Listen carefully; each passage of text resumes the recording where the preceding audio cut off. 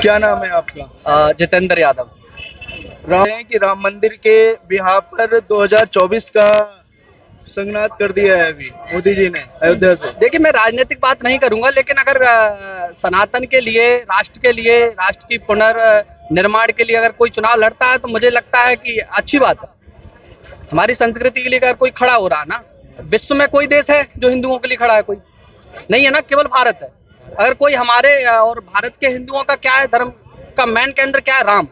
अगर राम की बात करते हुए राम के लिए या राम मंदिर के लिए अगर कोई खड़ा होता है तो उसके लिए पूरे देश को खड़ा होना चाहिए, और पूरा देश खड़ा भी हुआ। आपने चुनाव भी आपने देखा है कि कहीं ना कहीं लोगों की मानसिकता चेंज हुई। तो क्या ये बीजेपी पार्टी और मोदी सरकार की सबसे बड़ा अचीवमेंट राम मंदिर ही है क्या? ये बीजेपी और मोदी जी का ही नहीं, ये सभी सनातनियों के लिए बिग अचीवमेंट है। तो लोग 2014 के बाद से लोग बोल रहे हैं कोई विकास नहीं हुआ है, बस राम मंदिर ही गिनाए जा रहे हैं लोग। नहीं, आप विकास कौन लोग कह रहे हैं? जिन्होंने 70 साल देश को लूटा वो लोग कह रहे हैं।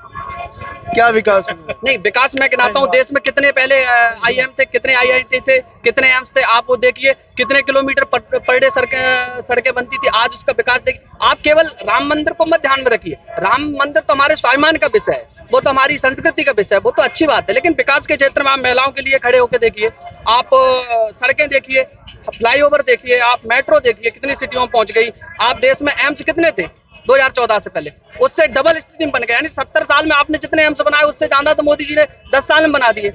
भारत की छवि देखिए आप अगर विदेशों में जाइए ना, भारत का नाम लोग लेने से डरते थे। आई एम इंडियन कहने में लोग डरते थे, लेकिन आज कहते हैं I am proud of Indian.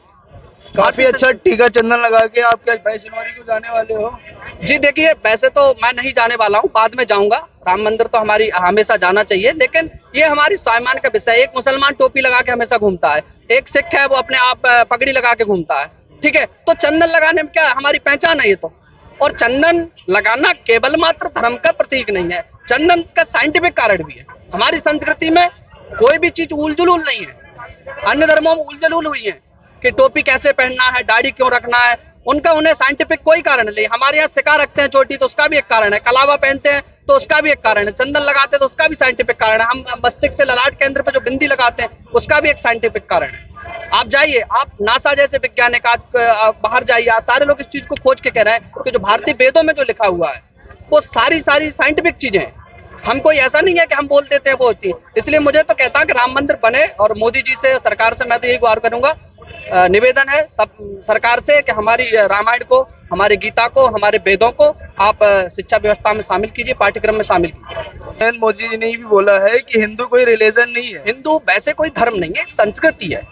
Hindu एक जीवन पद्धति है, हिंदू कोई एक धर्म नहीं है। क्या आप इसके नहीं, जो देश को अपना देश मानता है, जो सारी पृथ्वी को वसुधैव कुटुंबकम, यानी सारी जो पृथ्वी है वो एक ही वसुधा के पुत्र हैं, एक ही माँ के संतति हैं, वो संस्कृति है। जो सभी को अहिंसा परमो धर्म की बात करता है वो सनातनी है, वो हिंदू है। जो सभी सुखी रहे, सभी निरोगी रहे, सर्वे भवन्तु सुखना की बात करता है, सर्वे सन्तु निरामया की बात करता है, सर्वे भद्राणि पश्यन्तु की बात करता है, माँ कश्चित् दुर्भाग् भवेत् की बात करता है कि सभी सुखी रहे, सभी निरोगी रहे, सभी कोई गरीब ना हो, सबको अपने अपने सुखों का फल मिले।